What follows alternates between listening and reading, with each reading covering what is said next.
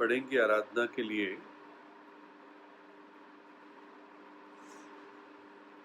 प्रकाशित वाक्य से देख रहे हैं इन दिनों। तो पढ़ेंगे प्रकाशित वाक्य 1 अध्याय और उसकी 5वीं आयत।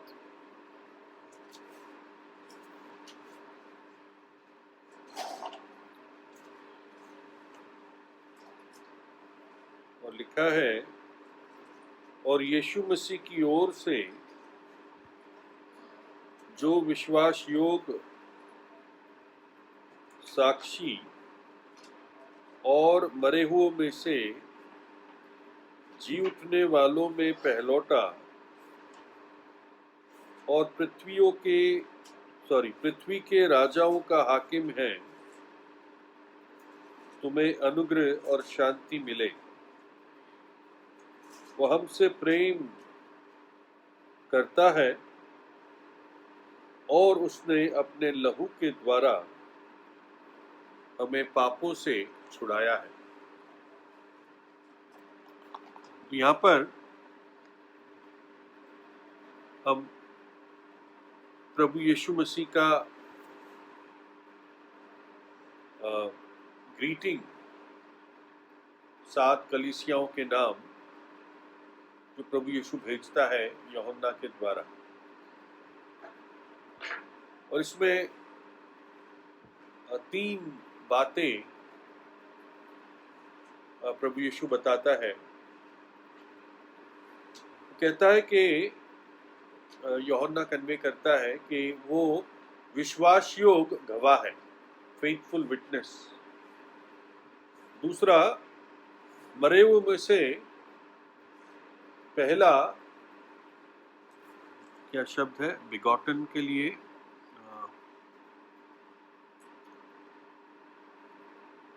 मरे हुओं में से जी उठने वाला में पहलौठा। और तीसरा, पृथ्वी के राजाओं का हाकिम या राजकुमार। तो यहाँ पर हम प्रभु यीशु के 3 ऑफिसेस को या उसके फंक्शन को, उसकी पदवी को देखते हैं। जब उसको विश्वास योग गवाह कहा गया है, तो यहाँ पर हमें एक भविष्यद्वक्ता का कार्य दिखता है। एक भविष्यद्वक्ता प्रभु की उपस्थिति में, प्रभु की आवाज सुनकर, प्रभु के दिल के बोझ को जानकर बाहर जाता है और प्रभु के लोगों को और संसार के लोगों को परमेश्वर का वचन बताता है, परमेश्वर का गवाह होता है। भविष्यद्वक्ता के कारण लोगों को मालूम पड़ता है कि कोई भेजने वाला है ना। रोमियो 10 में नहीं लिखा कि जब तक भेजे नहीं जाएंगे तो वो कैसे विश्वास करेंगे, और जब तक सुनेंगे नहीं तो विश्वास कैसे करेंगे, विश्वास नहीं करेंगे तो उद्धार कैसे पाएंगे, और सुनेंगे कैसे जब तो कोई भेजा नहीं जाएगा। तो भविष्यद्वक्ता हमेशा एक ऐसे व्यक्ति को दिखाता है जो परमेश्वर की ओर से भेजा जाता है, और वो प्रभु के लिए एक वफादार गवाह बन के रहता है। यिर्मयाह को देखो, प्रभु उसको कहता है, मैंने तुझे मां के गर्भ से चुन लिया और राज्य राज्यों पर भविष्यद्वक्ता ठहराया, और जिसके पास मैं तुझे भेजूंगा तू जा। यिर्मयाह 1:5 में हम देखते हैं। यशायाह 6 अध्याय में प्रभु यशायाह से कहता है यशायाह दर्शन देखता है प्रभु का। प्रभु कहता है कौन है जो हमारी ओर से जाएगा। यशायाह कहता है प्रभु मैं यहाँ हूँ, मुझे भेज। और प्रभु कहता है कि जब तू जाएगा तो एक ऐसे लोग होंगे जो सुनकर भी नहीं सुनेंगे, देखकर भी नहीं देखेंगे। मैंने ही उनके ऊपर ऐसी नींद भेज दी। यही क्यों? तो हमारा प्रभु यीशु मसीह पिता की ओर से भेजा गया। प्रभु यीशु ने यूहन्ना 5 में कहा, मैं तुमसे सच सच कहता हूं कि जो मेरी बातों को सुनता है और मेरे भेजने वाले पर विश्वास करता है, अनंत जीवन उसका है। और अब उस पर कोई दंड की आज्ञा नहीं, परंतु वो मृत्यु से जीवन में पार कर चुका है। तो हम क्या देखते हैं? प्रभु यीशु मसीह पिता की ओर से भेजा गया था। वो विश्वास योग्य गवाह था और वास्तव में वो हमारा सच्चा भविष्यद्वक्ता है, प्रॉफिट। यूहन्ना 6 में जब इज़राइल के लोगों ने प्रभु यीशु के हाथ से वो रोटियों का आश्चर्यकर्म देखा कि थोड़ी सी हैंडफुल रोटियों से हजारों लोग खा पाए, तृप्त हुए, तो उन्होंने क्या कहा? यूहन्ना 6:14 में, तब उन लोगों ने जिन्होंने ये आश्चर्यकर्म देखा था जो यीशु ने किया, ये बात कही कि सचमुच में ये वो भविष्यद्वक्ता है जो संसार में आने वाला है। तो हम पहला विचार देखते हैं, हमारा प्रभु यीशु मसीह भविष्यद्वक्ता है, फेथफुल विटनेस, विश्वास योग्य गवाह। दूसरा लिखा है, बहुत लंबा नहीं करेंगे, दूसरा लिखा है जो मरे हुओं में से जी उठने वालों में पहलौटा, the first begotten of the dead. जो मृतक थे उसमें से पहला जी उठा जो कभी मृत्यु को ना देखेगा। देखिए इब्रानियों 7:23 और 24 में लिखा है, मैं पढ़ दूंगा अपने अनुवाद में, सिंपल अनुवाद में। और वास्तव में बहुत सारे याजक थे, लेकिन मृत्यु के कारण वो लगातार बने नहीं रह पाए। Truly there were many priests, but because they were not suffered to continue by reason of death. और बहुत सारे याजक वास्तव में थे, पर मृत्यु के कारण वो लगातार रह नहीं पाए। परंतु ये मनुष्य क्योंकि सदा के लिए बना रह सकता है, उसके पास ना बदलने वाला याजक पद है। Because this man, because he continueth ever, hath an unchangeable priesthood. बाकी याजक, चाहे महायाजक थे, चाहे छोटे याजक थे, यानी असिस्टेंट याजक थे तंबू में या मंदिर में, वो इसलिए लगातार अपने पद पे नहीं रह पाए क्योंकि मृत्यु उनकी सेवा में बाधा बन जाती थी। याजक मर जाता था और तब कोई और उसका स्थान लेता था। लेकिन ये व्यक्ति प्रभु यीशु मसीह जब मृतकों में से जी उठा तो उसका याजक पद हमेशा का, कंटिन्यूड फॉरएवर। और इसलिए आज प्रभु यीशु मसीह हमारा प्रधान महायाजक है, ग्रेट हाई प्रीस्ट, वास्तव में महायाजक, महान महायाजक। देखो, जब प्रभु यीशु मसीह महायाजक और सारे यहूदी लोगों के सामने खड़ा था और महायाजक ने प्रभु यीशु से पूछा कि तू बता, क्या तू मसीह और परमेश्वर का पुत्र है? प्रभु यीशु ने कहा, तू कहता है, और तुम मनुष्य के पुत्र को बादलों में महिमा में आते हुए देखोगे। और तब महायाजक अपने वस्त्र फाड़ देता है, कहता है, अब गवाहों की क्या जरूरत है, इसने अपने मुंह से निंदा की। और एक ये चिन्ह के रूप में यहूदियों में महायाजक का पद खत्म हो गया, क्योंकि यहाँ पर अब ये ऐसा महायाजक खड़ा है जो युगान युग बना रहेगा, मृत्यु इसको छू नहीं पाएगी, क्योंकि ये मरे हुए में से जी उठने वालों में पहलौठा है। ये हमारा महान महायाजक है, क्योंकि जब वो मृतकों में से जी उठा, उसके बाद वो अपने चेलों के साथ रहने के बाद पिता के पास चला गया। वचन बताता है, वो पिता की उपस्थिति में हमारे लिए निरंतर विनती करता है, और आज भी वही है।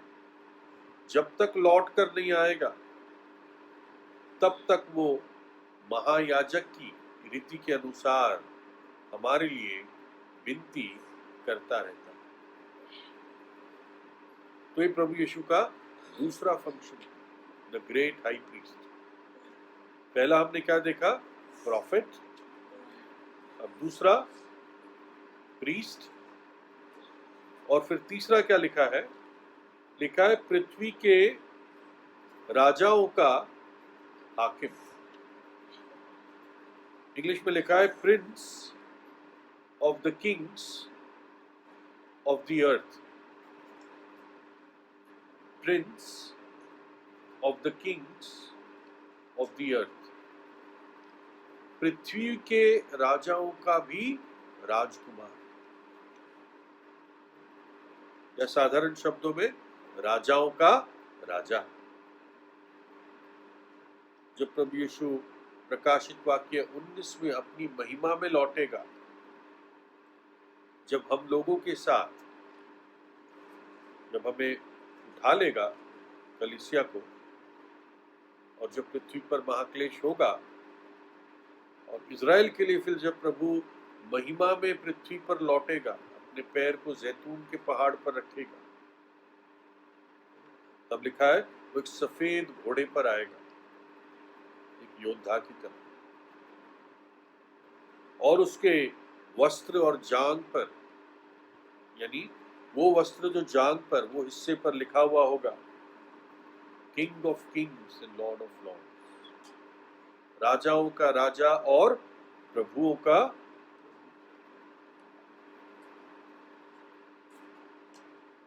जब वो पैदा हुआ तो पूरब से बुद्धिमान लोग आकर उसको दंडवत किया, राजा की हैसियत के भेंट प्रभु यीशु को अर्पण की, अपने थैले खोलकर। किस बढ़ाई के बेटे को कोई सोना गिफ्ट करता है, वो भी दंडवत करके? उन्होंने पहचाना कि ये ही यहूदियों का राजा है।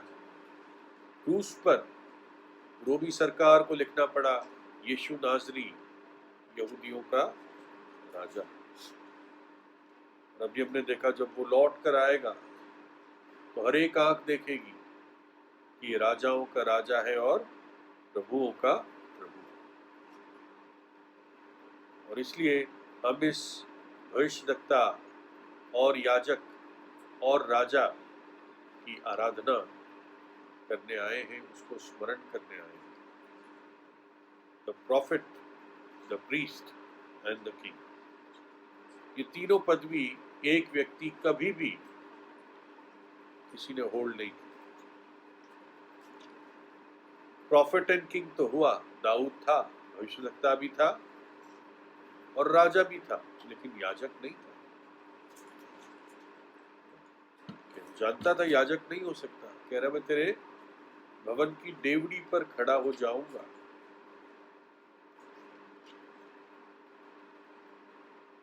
ऐसे भी राजा थे जिन्होंने कोशिश की याजक बनने की, उजिया राजा था, लेकिन प्रभु ने रिजेक्ट कर दिया। राजा सौल ने भी कोशिश की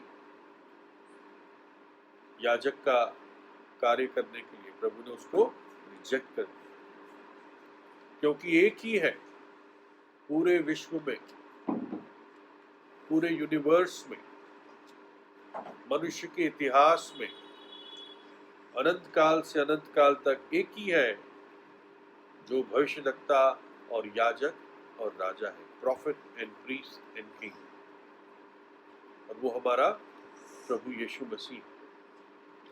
एक लास्ट विचार उसी 5 आयत में लिखा है कि जिसने हमसे प्रेम किया और उसने अपने लहू के द्वारा हमें पापों से छुड़ाया है। ये भविष्यवक्ता, याजक और राजा कैसा है? उसने हमसे प्रेम किया और अपने लहू के द्वारा हमें अपने पापों से छुड़ाया है। देखो, जब भी याजक इज़राइल के लिए प्रायश्चित करता था लेवी व्यवस्था 16 में, तो अपने लिए भी करता था, अपने घराने के लिए करता था और पूरे इज़राइल के करता था। और जब जो प्रभु ने प्रायश्चित के दिन के लिए सारी रीति दी थी, जब वो सारे बलिदान अर्पण कर देता है, तो परमेश्वर इज़राइल को क्षमा करता है। यानी याजक ने अपना काम पूरा किया, लेकिन याजक पर कोई भी बाउंडेशन नहीं थी, क्योंकि ये चीज अपने आप हो ही नहीं सकती कि याजक हर एक व्यक्ति से प्रेम करे। वो अपनी सिर्फ ड्यूटी निभाता था।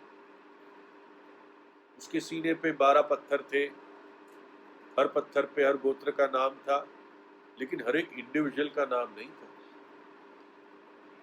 उसके दोनों कंधों पर 6-6 नाम थे, गोत्र के नाम थे, लेकिन हर एक यहूदी का नाम नहीं था। लेकिन प्रभु यीशु मसीह ने अपना लहू प्रस्तुत करने से पहले लिखा, उसने हमसे प्रेम किया। हम में से हर एक को उसने प्रेम किया और हमारे खातिर अपना लहू बहाया। और इतना ही नहीं, हमें अपने पापों से छुड़ाया, लूज्ड। पहले वाला याजक सिर्फ पापों की क्षमा ला सकता था, पुराने नियम का, पापों से छुड़ा नहीं सकता। लेकिन प्रभु यीशु मसीह ना केवल क्षमा लाता है, परंतु हमें अपने पापों से छुड़ाता है। क्यों? क्योंकि ऐसी सामर्थ देता है, पवित्र आत्मा देता है, जो हमें पाप पर विजय करता है। देखो, भविष्यवक्ता पापों के लिए कायल कर सकता है, वचन के द्वारा, गवाही के द्वारा। याजक पापों के लिए प्रायश्चित करता है। राजा प्रजा के पापों के लिए प्रार्थना कर सकता है। दाऊद ने की, प्रभु इन भेड़ों की क्या गलती है, तेरा दंड मुझ पर और मेरे घराने पर आए। यहोशापात प्रार्थना करता है, प्रभु जिन्होंने अशुद्धता से तेरे फसह में भाग लिया, उन्हें क्षमा कर, क्योंकि यहोवा दयालु है। तो राजा पापों के लिए प्रार्थना कर सकता है, प्रजा के पापों के लिए। लेकिन प्रभु यीशु मसीह ने ना केवल हमें कायल किया, ना केवल हमारे लिए प्रायश्चित किया अपने स्वयं के लहू से, ना केवल क्रूस पर हमारे लिए प्रार्थना की, लेकिन उसने हमसे प्रेम भी किया और हमें अपने पापों से छुड़ाया। लूज दस इंग्लिश में लिखा, अपने पवित्र लहू में हमें हमारे पापों से छुड़ाया। तो ऐसे भविष्यद्वक्ता और याजक और राजा की हम आराधना करते हैं। सच अ prophet and priest and king.